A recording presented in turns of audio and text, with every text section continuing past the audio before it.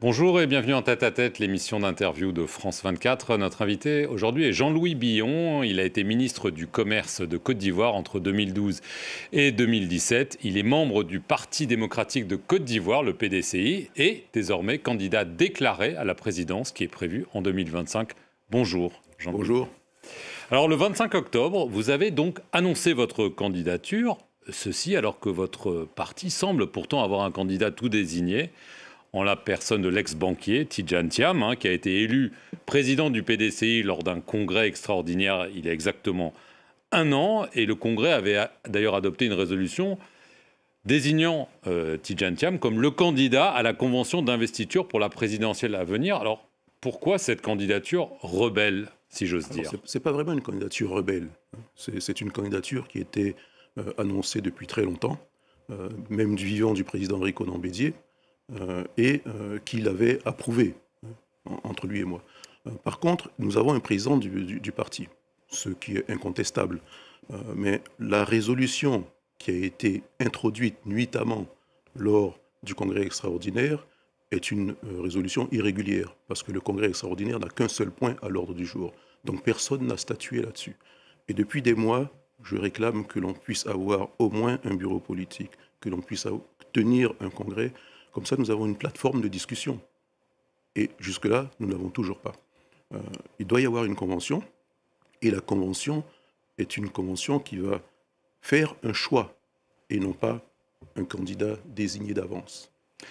Mais au-delà des questions de procédure à l'intérieur du parti que la présidence conteste par ailleurs, pourquoi est-ce que vous pensez que vous êtes un meilleur candidat que Tidjane Thiam? Parce que c'est ça avant tout. Pourquoi est-ce que vous pensez que... En fait, ce que je dis par rapport à la candidature de Tidjane, c'est qu'il a eu une absence trop prolongée du pays. Il vient littéralement de rentrer après 23 années d'absence, et d'absence continue. Ce n'est pas une absence avec des va-et-vient, non, c'est une absence continue.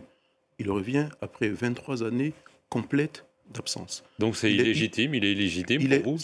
Il a fait carrière dans des grandes banques occidentales. Oui, ça personne ne lui conteste. Mais il ne connaît plus la Côte d'Ivoire. La Côte d'Ivoire qu'il a laissée il y a 24 ans n'est plus la même aujourd'hui. Et donc il ne peut pas être candidat? Il y avait 18 millions d'habitants. Il peut l'être. Il peut l'être. C'est un mauvais candidat. Mais je dis que ce n'est pas un candidat qui sera au fait des réalités ivoiriennes. Il se trouve complètement hors sol aujourd'hui. C'est tout ce que je dis. Alors, lui dit qu'il a été élu avec 96% des voix, que c'est des arguments fallacieux que vous utilisez contre lui pour le délégitimer. Il dit qu'il est parfaitement capable de comprendre les réalités ivoiriennes. Écoutez, il a été élu au sein du PDCI avec 4000 participants. 4000 par rapport à 30 millions d'habitants, on ne parle pas de la même chose. Nous cherchions un président de parti, nous avons eu un président du parti, maintenant nous voulons un président de la République, et je me pose comme candidat pour être ce président de la République. Donc vous voulez une convention du parti pour être face à lui? Oui, bien sûr, et d'autres candidats, certainement. Il y a certainement au sein du parti d'autres velléités de candidature. Mais il faut qu'on fasse les choses dans les règles de l'art. Mais lui a dit que cette convention aura bien lieu, que vous ne devez pas vous inquiéter, que vous en faites beaucoup, la convention aura lieu, vous êtes pas sûr? Oui, c'est maintenant qu'on le dit. C'est maintenant qu'on le dit. Il a fallu tout ça pour que ça finisse par être dit. Sinon, il y en a même encore qui disent qu'il y a cette résolution de l'article 3 du Congrès extraordinaire. Et il fallait clarifier les choses. Depuis le départ, je demande dans mon parti qu'il y ait une plateforme de discussion. Et la plateforme naturelle, c'est le bureau politique. Ensuite, c'est le congrès.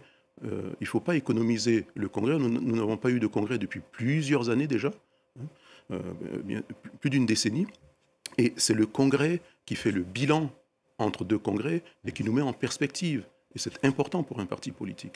Alors, un des arguments de Tidjane Thiam, c'est que ça ne sert à rien de faire la convention tant que le candidat du pouvoir, le candidat du RHDP, n'a pas été désigné. Est-ce que ça, c'est un argument valable, selon vous? Non, pas vraiment. Parce que de toutes les façons, le RHDP aura un candidat. On doit s'apprêter à affronter le candidat du RHDP, quel qu'il soit. Qui sera-t-il? Est-ce que ce sera, selon vous, selon vos informations, Alassane Ouattara? Il y a toujours un point d'interrogation. Il n'a pas encore lui-même dit qu'il serait candidat.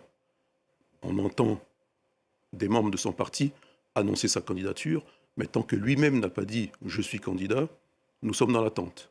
Mais ce qui est certain, c'est que le RHDP aura un candidat, que ce soit Alassane Ouattara ou un autre.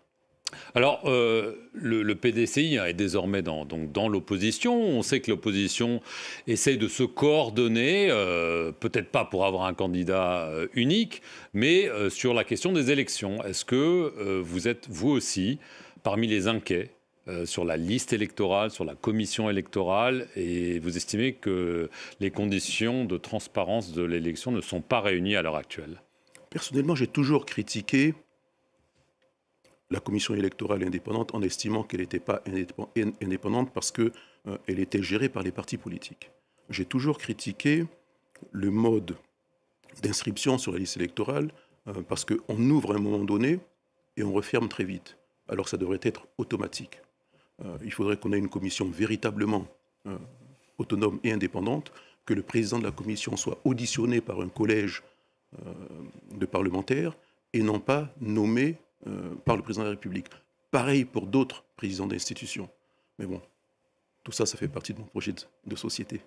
Alors, est-ce que parmi les controverses qu'il y a le fait que l'ex-président Laurent Gbagbo, son ex-ministre Charles Blé Goudet, qui ont des condamnations à 20 ans de prison que eux estiment politiques et caduques d'ailleurs, ne sont pas en mesure de se présenter à l'élection présidentielle. Est-ce que c'est normal selon vous ou est-ce que c'est une anomalie et qu'il faut que cela soit changé? Pour la cohésion sociale en Côte d'Ivoire, il faudrait qu'on tourne la page de la crise ivoirienne. Et je pense que Laurent Gbagbo, Charles Blé Goudet, Guillaume Soro devraient pouvoir rester en Côte d'Ivoire, retrouver tous leurs droits civiques et pouvoir participer à la vie sociale, politique de la Côte d'Ivoire. Ça, c'est un avis personnel. Ils représentent, ils ont des partisans, ils ont quand même des personnes qui comptent sur eux, et il serait normal qu'ils puissent participer.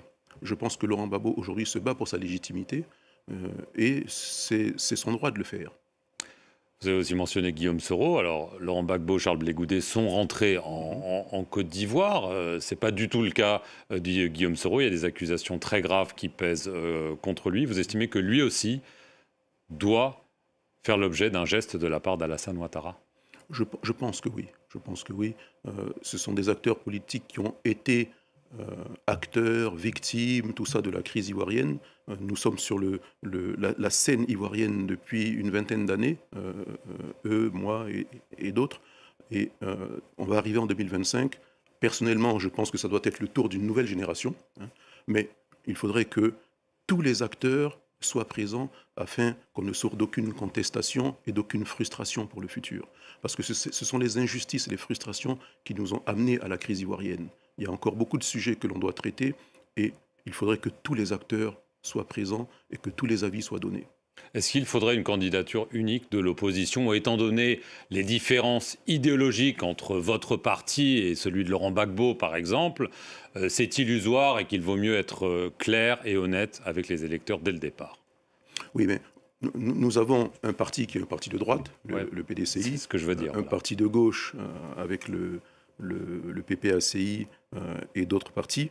Il est difficile de concilier des forces centrifuges comme ça. On peut avoir un accord électoraliste pour remporter l'élection et après voir comment on s'entend pour la gestion du pays. C'est toujours plus compliqué. Mais c'est illusoire de croire qu'on puisse avoir une candidature unique. Il y a trop de fortes personnalités qui composent la vie politique ivoirienne pour penser qu'on peut avoir cette candidature unique. Alors, vous êtes donc lancé dans la course. On voit que ça va être difficile déjà pour obtenir l'investiture du PDCI, étant donné la situation.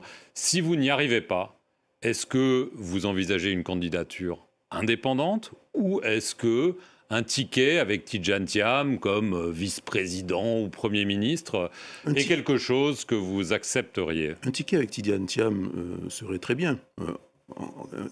Le problème, c'est lequel de nous deux va mener la locomotive. Si c'est lui. Et je pense que si c'est moi, nous avons plus de chances de l'emporter, et si c'est lui, nous avons plus de chances de perdre. C'est deux approches différentes. Maintenant, vous me posez la question par rapport à la Convention. J'ai toujours dit Si cette convention est menée en toute transparence et que nous participons dans la commission électorale de cette convention, il n'y a pas de problème. Je peux accepter le résultat. Mais si jamais elle est entachée d'irrégularités dès le départ, je le saurai très vite. À ce moment-là, j'envisage toutes les possibilités. Voyez-vous, j'ai été convoqué... Dont celle d'être candidat, quand même. J'envisage toutes les possibilités. J'ai été convoqué par le conseil de discipline... Du parti. Du parti. Je ne sais pas pourquoi.